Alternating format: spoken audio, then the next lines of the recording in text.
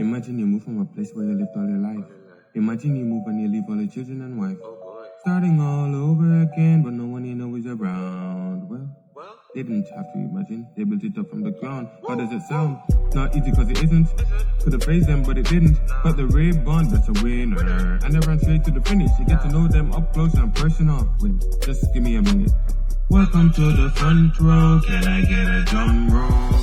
Intentional. We may be immigrants, but we are still intentional. We are dependable. It's just that set the bar, but still the best of all, we are intentional. Welcome to the Intentional Immigrants podcast. I'm so delighted that you're able to join us here today. My name is Yolanda Jack. Today we're going to continue with the final part of our two-part presentation by Sarah Coderre, Employment, Labor Relations, and Human Rights Lawyer. Sarah will be speaking to us about navigating the employment landscape in Canada, but especially in the province of Alberta. She will be providing some tips, tricks, and things that we need to know in order to be successful in securing as well as being good employees. What are our rights as employees? Before Sarah comes to us, have you had the chance to subscribe as yet? If not, go ahead, like, share, and subscribe. If you've not subscribed as yet, the button is right at the bottom of the screen. Press subscribe and you'll be notified when there are new broadcasts or new episodes available for listening. Here's to your listening and information pleasure. Sarah Coderre.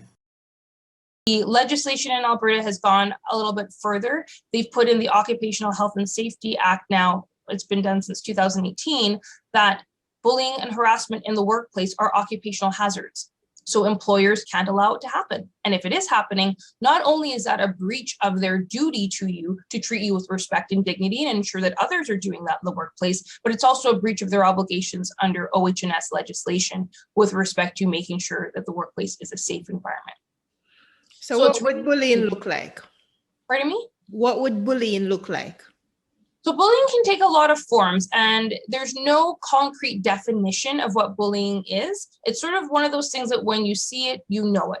But it's basically any sort of behavior that is designed to belittle, intimidate, threaten, undermine. It could be as simple as, for example, your boss coming over to you, you've made a minor mistake in something you've done, and they're yelling at you.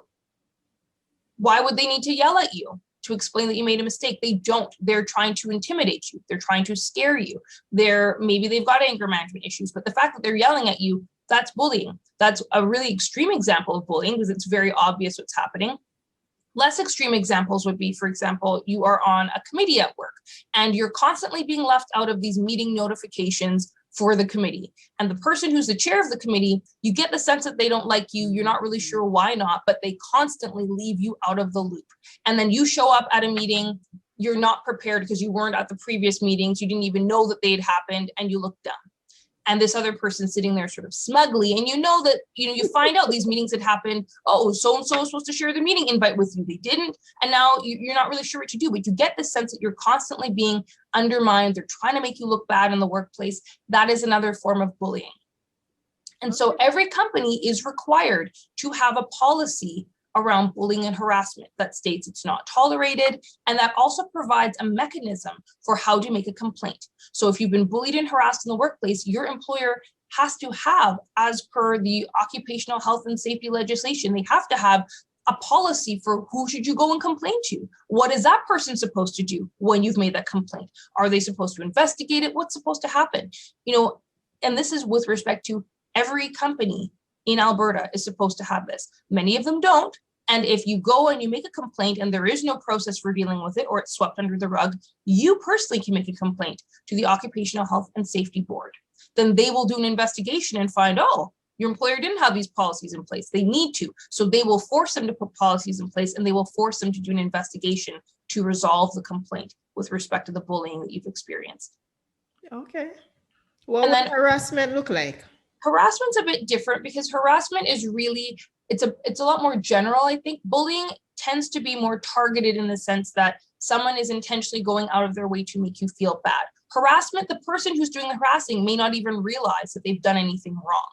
But intention doesn't matter. It's what is the subjective experience of the person who's being harassed. Do they believe they're being harassed? If they do, 9 times out of 10, that's probably going to be harassment. So harassment would be things like, jokes that are inappropriate in the workplace, whether it's about, different ethnic groups or people's, sexuality or gender or whatever, just people saying things that they probably shouldn't say that are offensive, or people doing things that shouldn't be, that shouldn't be done in the workplace that are offensive. So, for example, pranks is a big one. If people try to pull little jokes on one another in the workplace, sometimes people are in on that, but other times people feel they're being harassed. So it might be something as simple as every day you put your lunch bag in the fridge and you come to look for it and someone's moved it into another cabinet and they think it's funny and they think it's a joke that they're pulling on you.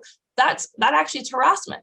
The most common form of harassment is sexual harassment. This can be somebody asking you out on dates. You've told them, no, thank you, I'm not interested in you. They keep asking you out. Or they make comments about your body or your appearance that you find offensive or it makes you feel uncomfortable, and they just continue doing it. And really, harassment is behavior that is known to be offensive or would reasonably be known to be offensive. So this is one of those things where people use their common sense. They're likely not going to end up inadvertently harassing somebody. And it's one of those things as well that if you feel that you've been harassed, you do have the right to speak up to management about that and let them know, or look at the company policy. If you're in a big enough company, you might have a human resources department that you need to go to. But a caution about human resources, and this is with all due respect to everyone who practices in human resources is not there to help you as the employee. They're there to flag potential legal issues for the employer. So if you go to human resources with a complaint, their job is to try and help deal with that complaint, because if they don't, that could cause legal issues for the employer. If you've got issues that go higher up the food chain, let's say, for example, it's not your manager, let's say it's the CFO of the company and you're their executive assistant and they're doing things and saying things that are making you feel uncomfortable and you've tried to raise it with them and they aren't dealing with it, they aren't changing their behavior, you go to HR. HR may feel like we're not going to do anything because it's the CFO. They don't want to get in trouble. So they may just try and downplay the situation or make you think it's all in your head or do an investigation that doesn't go anywhere. So these are things to be aware of, is that human resources, they are there to help protect the company. And if helping you helps them to protect the company, then they will help you. If it doesn't, though, then that can create issues for you. And that may be when you want to get an employment lawyer involved. Okay. And so, that's, I think, a really good segue in terms of bullying and harassment into discrimination and talking about human rights. So oftentimes, bullying and harassment in the workplace is targeted to somebody because of a protected characteristic they have under the Human Rights Act. So again, this can be the fact that you are a new Canadian. You've come from a different country. It could be the fact that you've got a different religion because of where you've come from. It might be the color of your skin. It might be your name is a different sounding name. It might be just the fact that they know that you are, of such and such race or ethnic group. And if people are making jokes that you find are offensive or racist or inappropriate, and they continue to do that, that can be discrimination. And oftentimes it will be found to be discrimination. But there's a very specific legal test that has to be applied to cases of discrimination. And so that test it's got 3 parts to it. The first part is you have to show that you have a protected characteristic under the human rights legislation. 9 times out of 10, that's going to be very easy to do. So you are a Black person, ding, race, color. If you're an immigrant, maybe place of origin, for example. Those are all going to be characteristics that you can prove that you've got. The second thing you have to prove is that you have suffered an adverse impact. That's it. Something bad has happened to you at work. Could be you're being bullied, could be you're being harassed, could be you're passed over for a promotion, could be all sorts of things. The third thing you have to show is that the protected characteristic you have, your race, your color, where you've come from, your religion, etc., that is a factor in the adverse impacts you experience. So it doesn't mean, for example, if you didn't get a promotion, that the fact that you are a Black person is the only reason you didn't get it. If there's 10 reasons you didn't get the promotion, but you being Black is one of them, that's discrimination. So it just has to be one of those factors. We often see cases of racial discrimination, and those ones are very difficult because here in Canada, people are typically polite. Nobody's going to come out usually and say, well, we don't want any Black people in management in this company. They're not going to say it, but you'll look around at the org chart and realize, gee, there is nobody in this company at a management level who's a person of color. And you keep applying for that management position and you're qualified for it and you keep being passed over. Those sorts of things, you can help to pull the pieces together to figure out that maybe this has something to do with it. The Human Rights Commission has gotten a lot better here in Alberta in being able to see and understand those instances of racial discrimination, because previously, unless somebody called you a racial slur, it was like, well, we don't know that it has anything to do with your race. The company's got lots of people of color. They're not racist, and it isn't even about being a racist. It's about being discriminatory. You've experienced something negative because of a characteristic that you can't change. Oftentimes, one of the things that we come up with, that we see in terms of discrimination that doesn't have to do with race, is pregnancy. So again, you may be new to Canada, you've worked for a company for a couple of years, you've got all the hours you need to go on, EI for maternity leave, you let your boss know that you're going on maternity leave. They fire you. And then they say, oh, it's restructuring, we couldn't have used your position, etc. Well, isn't that a coincidence that you're just finding out about this restructuring as soon as you tell them you're pregnant? Pregnancy is one of the key areas of discrimination because a lot of employers don't like it when employees get pregnant. They feel it causes them inconvenience. They have to find somebody temporary. They have to bring that employee back after, if they even choose to come back. And ultimately, though, the courts have said and the human rights commissions have said, it doesn't matter. The employer is inconvenienced. If it happens, and they feel they're inconvenienced, too bad. You as an employee have rights. You have the right to be respected if you're physically capable of doing the job, and the employer is able to provide certain accommodations for you to do that. Say you're pregnant and you can't do some heavy lifting. Maybe there's some other tasks they can get you to do that don't involve heavy lifting, for example. You're allowed to continue to work. And it all comes down to the social policy of, we want to be a country that welcomes people, that affirms people's worth. And we also want to ensure that everybody who is capable and able to work can do so. Because if employers are just terminating people left, right, and center because of things that they can't control, that have nothing to do with their ability to do the job or the quality of their work or anything like that, then it creates an issue where people now are going on social assistance when they shouldn't be. So it's really all aimed at making sure that people who can be productive and contribute to society, that they do so. If the employer has to make some changes in the workplace to allow that, to accommodate that person to work, they're required to do so.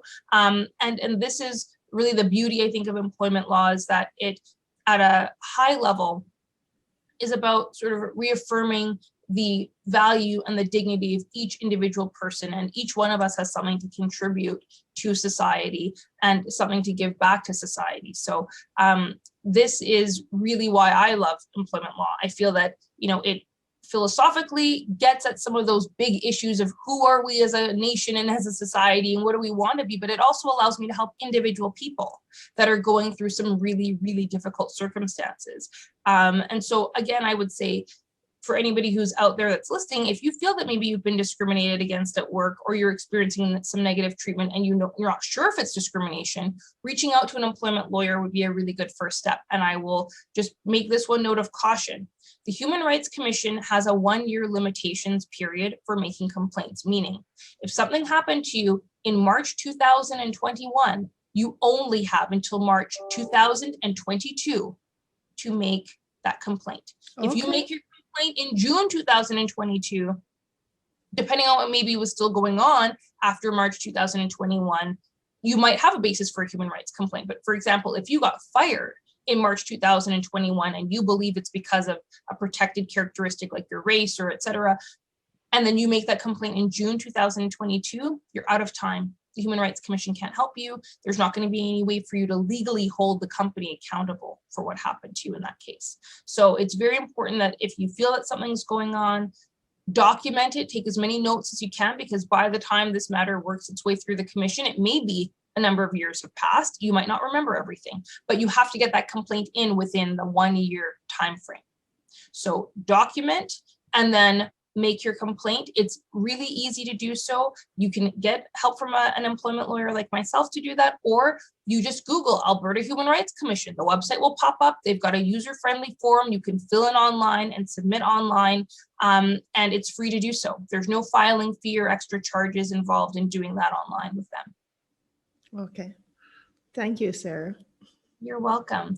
And so I guess the final note that I'll make is with respect to unionized employees, because a lot of new Canadians who come, sometimes they work in healthcare, they might be nurses, they might be healthcare aides, they might also work in government, and a lot of government positions are unionized. If you are experiencing issues at work and you're a unionized employee, the first place you should look to is your collective bargaining agreement. That is often an electronic document that's found on your union's website. Sometimes, though, it's like a little booklet that they give you when you get your job and you become a unionized employee, but it outlines in there specifically what you need to do if there are issues. What are the timelines involved in making those complaints? You should always feel like you can reach out to your union for help and support. But like every institution that has people running it, unions are flawed. Sometimes they do a good job of helping employees, but a lot of times they drop the ball. If you've been raising issues with your union, they keep brushing you off and they're not helping you, that's when you'd want to get an employment lawyer involved, because we can do what's called a duty of fair representation complaint against your union with the Alberta Labor Relations Board. That complaint will force the union to do what they need to do to help you. Because otherwise, you're kind of out in this no man's land. You can't really force the company to do anything because you can't sue them because you're a unionized employee. So everything has to go through the union. Mm-hmm. Everything has to be dealt with according to the collective bargaining agreement. But if you feel the unions drop the ball, a lot of times people are like, well, I don't know where to go. I don't know who to turn to. And that's where a lawyer can assist you. Okay. All right. Thank you. Thank you very much for sharing your knowledge with us. And how can my listeners make contact with you? Absolutely. So if they go to my website, which is www.bowriveremploymentlaw.com, we have on our website a little online form that's called Get Help. And so you can just fill in your details, fill in a short message about what you need help with, hit submit. That automatically will send an email to our company and we'll be able to help you right away. You can do that, or you can call our office line at any point during regular business hours from 8:30 to 4:30. And that number is 587-391-7601. And you could also reach out to me directly via email if you wanted to do that.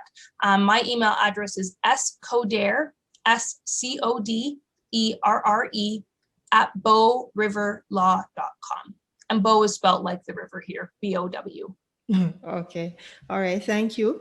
And I like the fact that you highlight that documentation is important. So right. Absolutely. Document all incidents so that you have a leg to stand on. That's right. Because if you come and say, I feel like I'm being harassed, or I feel like I'm being bullied, or I think I was discriminated against, or they're changing stuff at work, my first question will be like, okay, well, let's talk about that. What happened? Well, I just feel like I'm being harassed, but who? The who, what, when, how? Those things are really important for us to have so that we can drill down and try and understand what's going on, because sometimes there are overlapping legal issues. You might be in a situation where you're being bullied and harassed at work. You've raised it with management. They're not doing anything. You think it's because in part of your race or, where you've come from. And as a result, you might be being constructively dismissed because the employer is breaching that obligation of the duty of, dignity and respect that they owe you in the workplace. And they're making you feel like they just want you to leave. Oftentimes it's what happens. The employers hope that people just sort of self-select and leave. And so that can be a constructive dismissal. In addition to that, there might be a human rights complaint. So you might have two separate legal issues going on, but if we don't have details, we can't help figure out what's going on. Yeah. Yes, that's important. Thank you again. Thank you so very much. And I like the fact that you are helping in all ways. Thank you. Thank you for having me, Yolanda. It was my pleasure. All right, thanks. Thank you to the persons and websites who made this podcast possible. Sarah Coderre of Bow River Law. Xavier Anderson for providing music.